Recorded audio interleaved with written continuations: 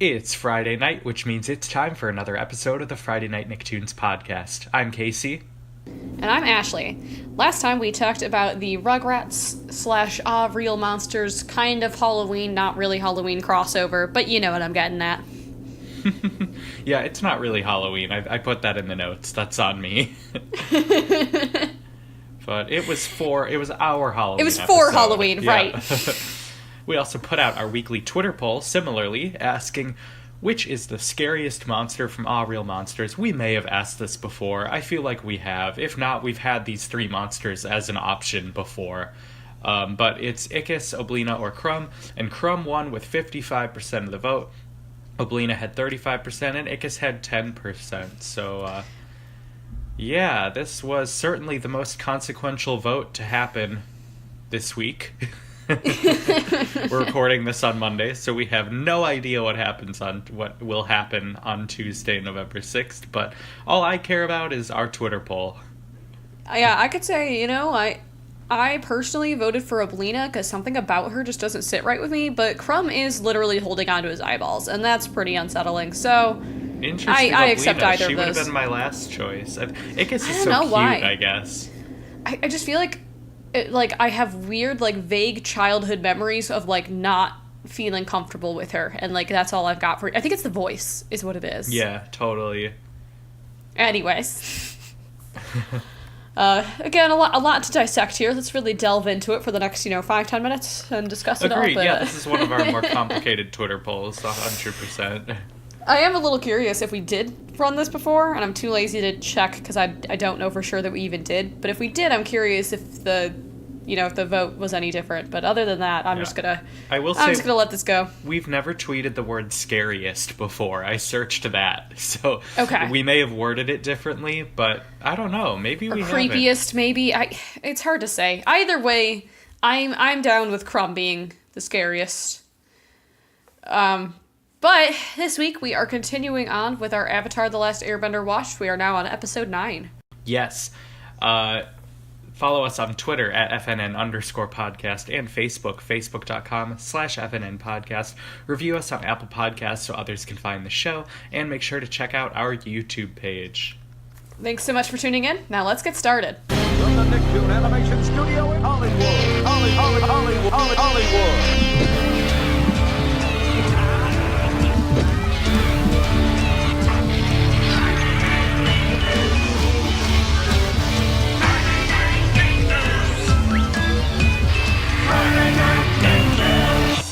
Like we said, this week we're doing another Avatar: The Last Airbender episode. We are at the Waterbending Scroll. It's from Book 1, Episode 9, and originally aired April 29th, 2005.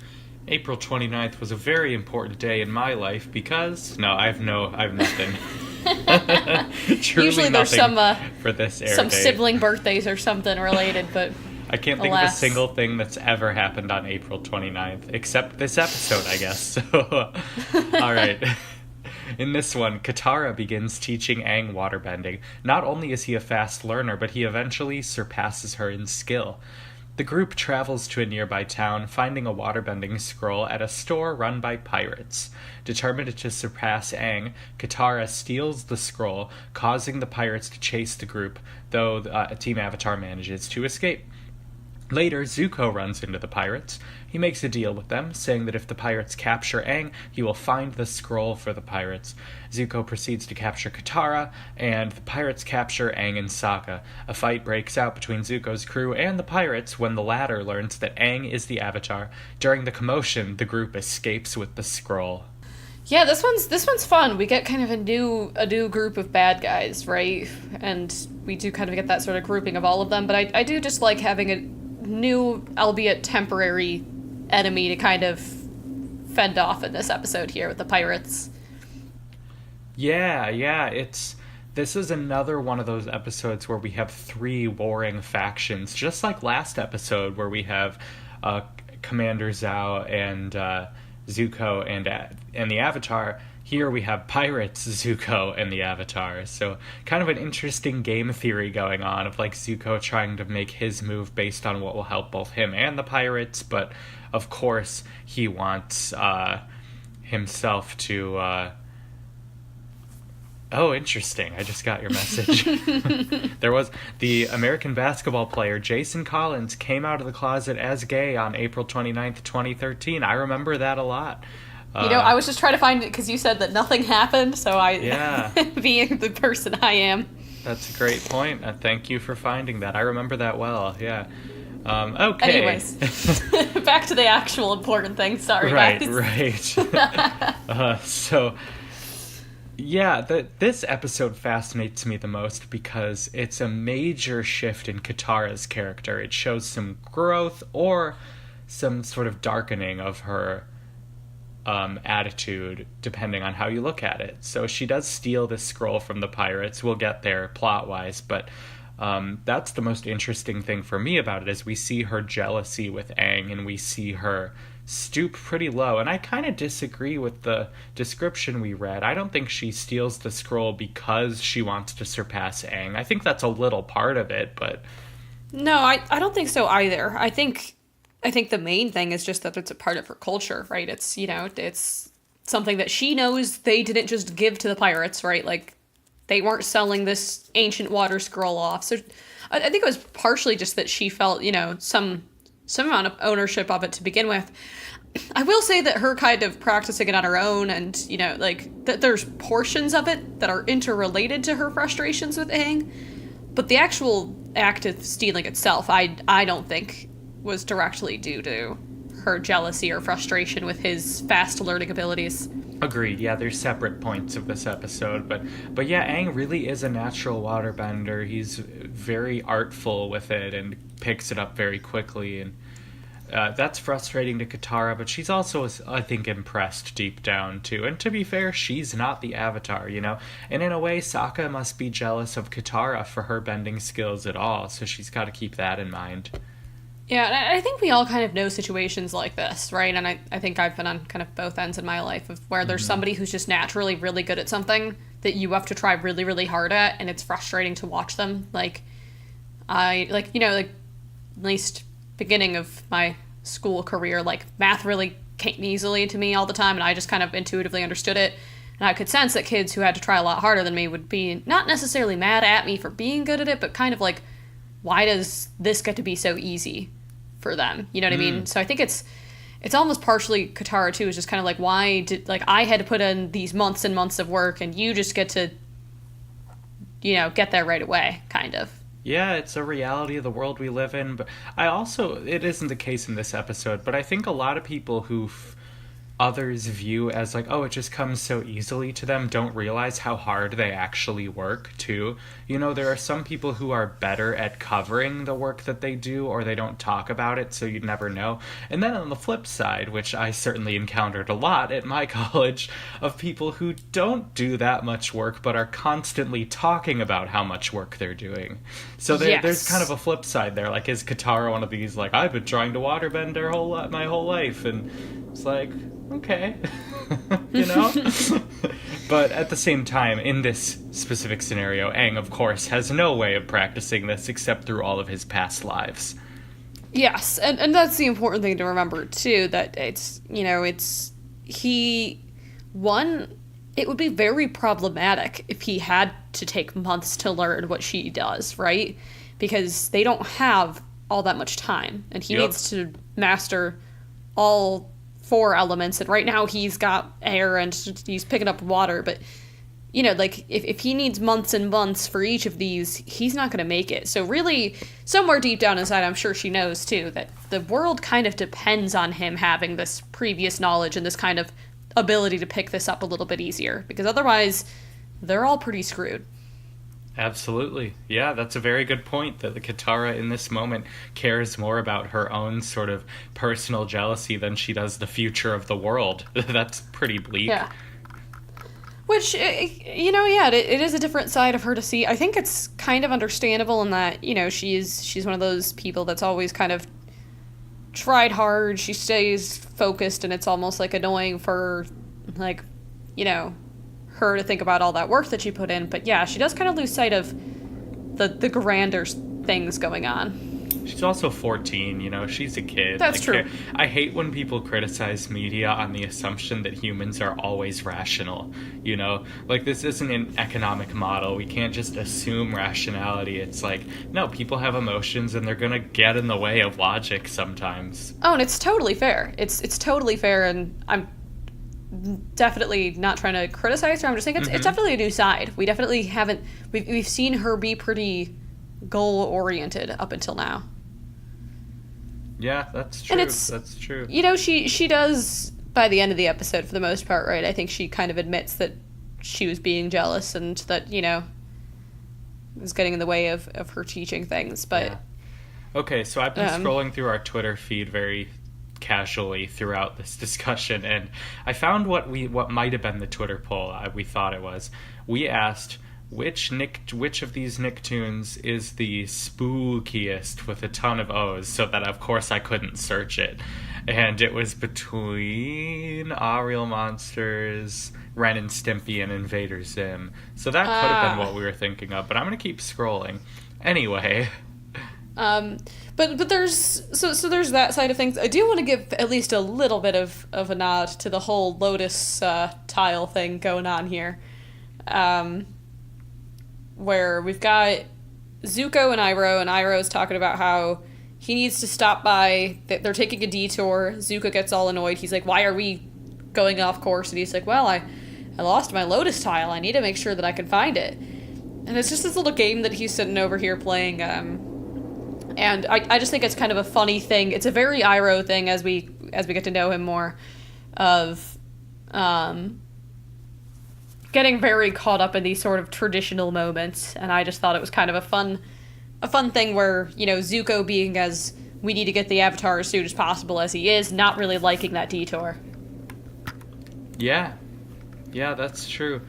And I have to say, the first time I did watch this episode, I didn't expect waterbending to come so quickly to Aang. Like, the whole book is called Water. There's like 20 episodes in it. So I definitely thought, like, oh, this will be a whole season arc to Aang even moving the slightest little wave.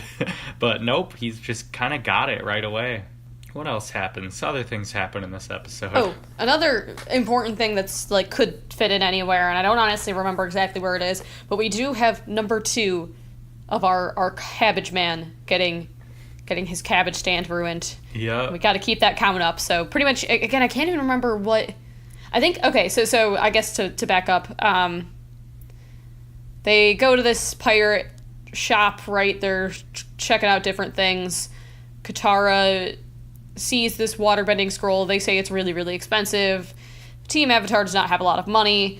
She steals it, and then they start chasing after them. And I think it's during that chase that Cabbage Man gets his second little tidbit of cabbage ruining in there.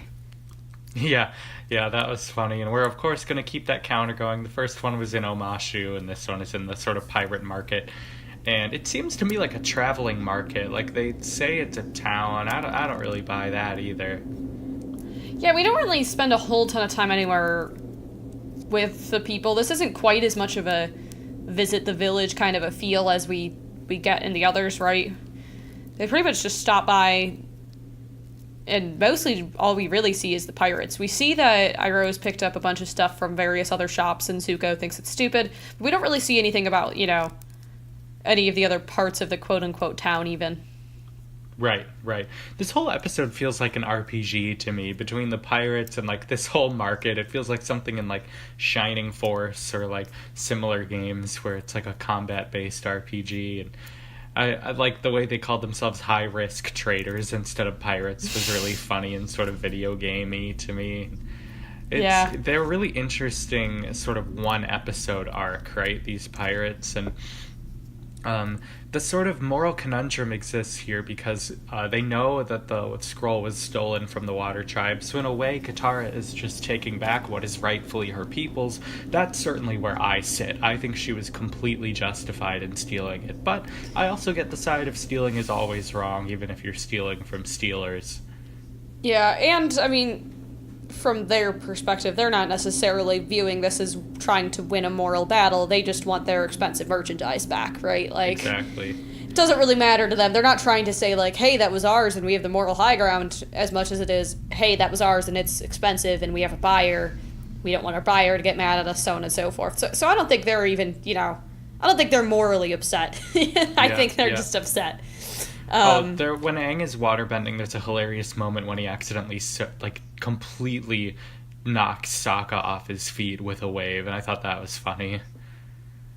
Yeah, there's a good couple of comical moments in here, and overall, I'd say it's actually kind of a lighter episode of this show. Yeah. It's the most between intense... the pirates and definitely nowhere near as bad as the Earthbenders being locked up and unable to bend. We're nowhere near that level of situation in this. It's mostly just kind of the most serious it gets is really just Katara's frustration, and they are in some sort of some amount of a sticky situation, but just not the same intensity as entire villages getting destroyed by any means. Right, exactly. And then, we should talk about the necklace too. Yeah, so there's a couple of interesting things going on. One is Zuko finds out that there's these pirates who are looking for Katara and Aang mostly Katara, because she stole the scroll, and he knows that where she is, the Avatar is, and so he captures her, tracks her down, right, and yeah, then he's kind of trying to blackmail her into giving up Aang's location, which is ridiculous when we know how much she wouldn't do that, but then he pulls out that necklace, and I forget how many episodes ago it was that she dropped it. Yeah, it was a while ago, and that was that cliffhanger, of course, when Zuko's holding the necklace and tracking them, and he can just be... I like Zuko as a character, but he can be such a creep. Like, when he grabs Katara, he says, "I'll save you from the pirates." It's like, ugh, it's so icky. And again, it's this weird, icky kind of it's a power move, right? He's like, well, look, I'm saving you from these pirates. You don't have to worry about these pirates. I'll give you your necklace back. Just give up the Avatar. It really kind of goes to show, like, he doesn't have any moral limitations when it comes to trying to gain his honor back, so to speak. Right. And his head can get clouded by, like, youthful ambition, but he is smart here. Not only does he use the necklace to track them down, but he rightfully assumes that it's very important to Katara, so using it as leverage is kind of a brilliant tactic.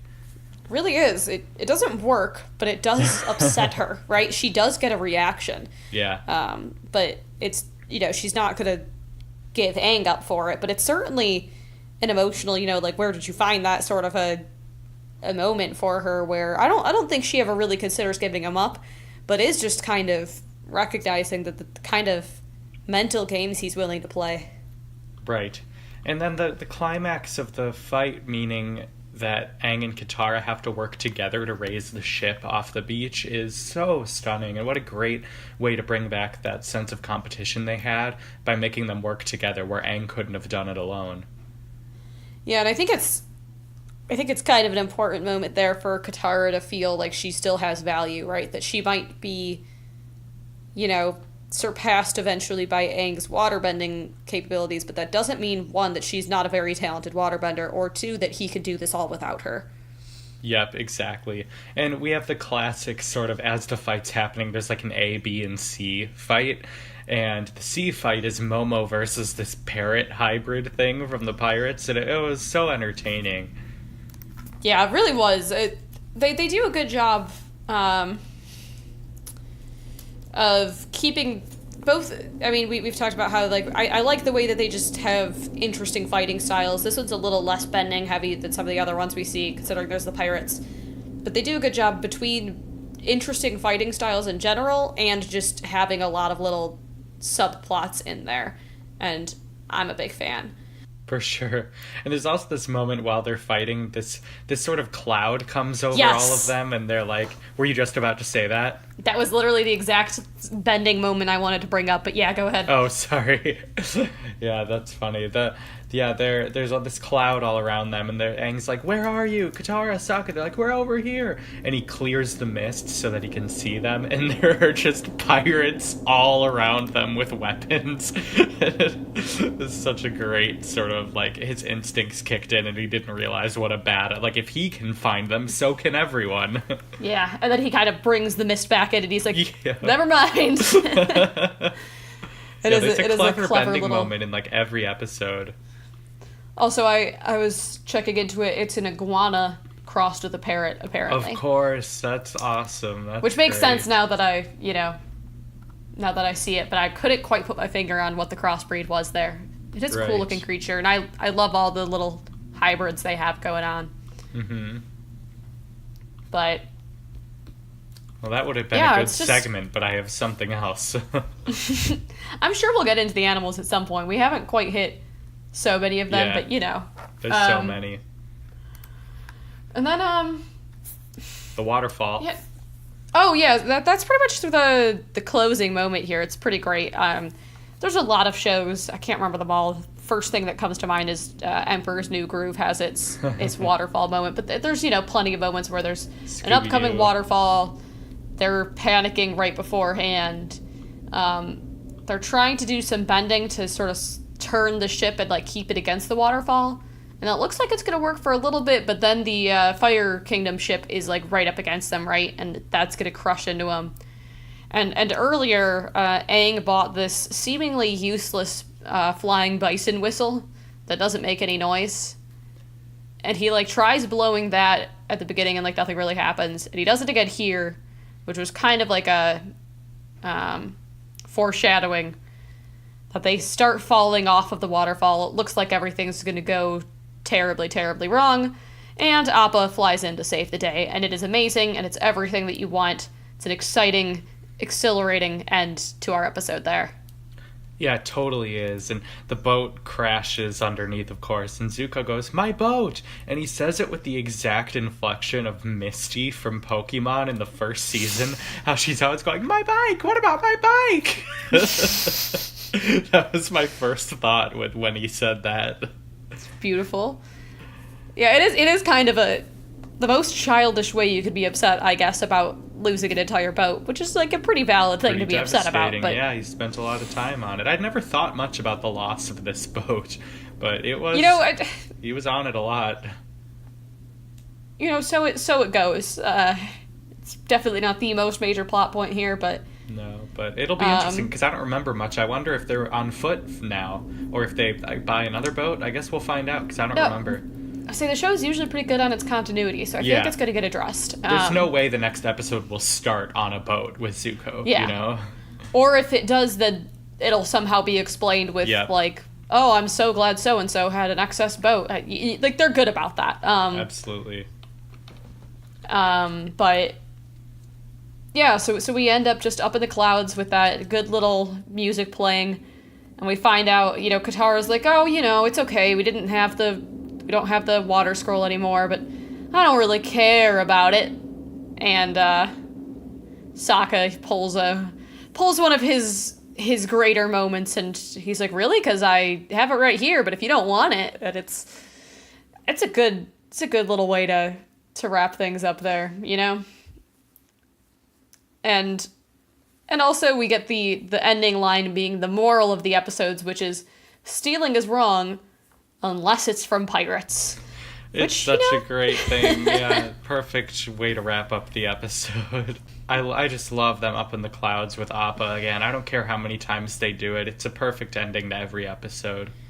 It absolutely is. It's always kind of the calm after storm kind of feel, right? Mm-hmm. Like they've gone through all that they've gone through. It's always kind of a mess, and now they get to just relax again.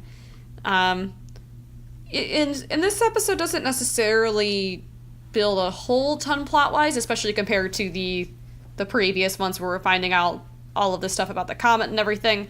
But it does, I think, have some important character building for Katara, and I do think that it's kind of important for us to see Aang start to actually, delve into the other elements. So, definitely valuable things there. That's the first time he's done anything but airbending.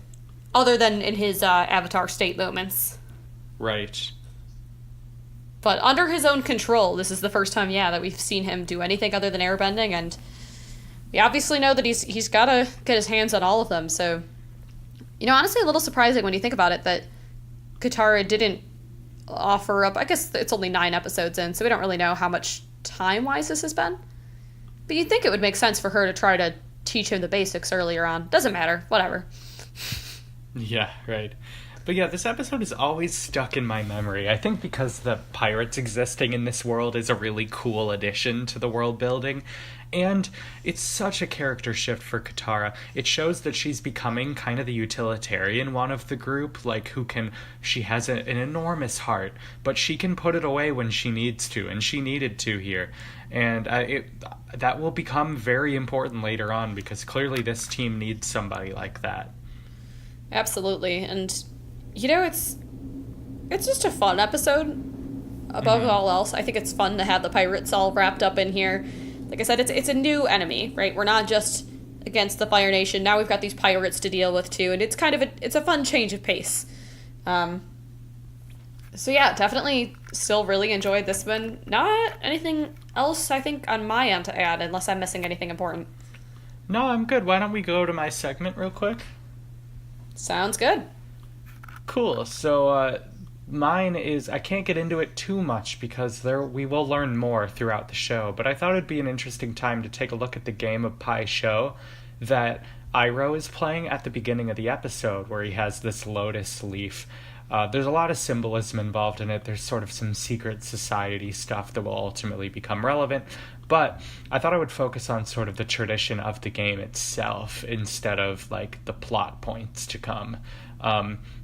So it's a 2-player game that is popular throughout this entire world of Avatar, and people of all ages play it, and the legend is that it was invented by the spirits. The game has remained popular among people all over the world since that time, and it's partially strategy, partially chance, much like the modern-day American/Japanese Pai Sho, Mario Party. That mix of strategy and chance is such a huge part of both games. And so Pai Sho is played on a large circular board. It has 12 sections, and it's divided into a grid of colored squares. Round tiles are used as pieces, and every tile has a different image. So it's not like chess where there are like matching ones. Players receive a certain number of tiles, which are placed and moved around the board. The rules have varied from culture to culture. Some consider the game to be a fast-paced, edge-of-your-seat game of chance, whereas others, assuming that Iroh falls into this category, who see it as a slow, methodical game of strategy, which seems to be Iroh's style as a thinker in general and as a person. So yeah, that's about all of it on the game. It has a resemblance to the board games Go, Chinese checkers, and straight checkers. And it can also be used for gambling. There is a large Pai Sho table at the Western Air Temple where we haven't been yet, but we know it exists. And the rock tiles symbol is the same as the Earth Kingdom's emblem. We love those emblems. We talked about that a few weeks ago. Yes. And the creators made up Pai Sho without really thinking about the rules, so it is not a playable game until Nickelodeon created an online Pai Sho game, which we have to find. Amazing. Yeah, I actually never really considered whether or not it was a real game, right? Like, it totally could have been. I never, I never looked into it that much, because there's plenty of, pieces and games out there that I don't necessarily know, and they definitely keep it consistent enough that it sounds believable throughout the show as a game. But yeah, good info. Like Casey mentioned too, we'll dig into a little bit more of it throughout the series, but the game itself is definitely one of Iroh's biggest pastimes there, so I think it's fun to dig a little bit more into that. Totally. Yeah, so just a quick little update. Every little piece of this puzzle fills in this world more. And, it's not Westeros, or the realm, I should say, of Game of Thrones. It's not quite that large, but thank goodness, that would be too much for this kind of world. So every little detail they fill this world in just shows how much love and care went into the creation of this show. Absolutely, yeah, and they still had to design all of the art and the pieces of it, even if they didn't necessarily plan out the rules of an entire fictional game. But I think it's kind of cool that they, spent the time to create this sort of fictional but seemingly real game in here. So, cool info. Totally. Well, let's head to that conclusion. Let's do it.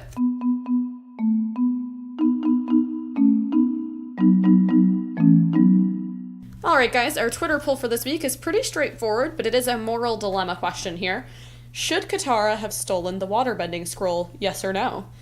And feel free, to throw in your rationale for one or the other in there, but I definitely want to see what you guys say on that. Yeah, I thought about throwing in the obvious arguments, yes, it was a stolen scroll in the first place, or no, stealing is always wrong, but I didn't want to put words in people's mouths. Yeah, and I think there's a lot of different reasons you might pick one or the other, and I think really at the end of the day there's an answer as to whether or not you think it's right or wrong, and you might be on the fence, but you gotta pick one at some point. Overall, do you think that she was in enough of the moral right to have done it, I guess? Yep, even if it was morally prey, which it certainly is. Sure. Yeah, and next week I've been watching all of Hey Arnold. It's been like my meal TV, and I've been trying to cook more, so I just put it on while I'm cooking, and I'm just falling in love with this show all over again. It's like we're gonna go very 2016 vibes for a moment, where all we did was gush about Hey Arnold on this show. It's been quieter because since the Jungle movie, I think we just were fatigued from it. But it's such a beautiful show. So next week we're returning to Hey Arnold for the first time in a while. Let me see. Do you remember what our last Hey Arnold was? I'm trying to remember. It wasn't. It was Longest Monday. It wasn't that long ago. No, but whatever. But before that, we hadn't since Stoop Kid.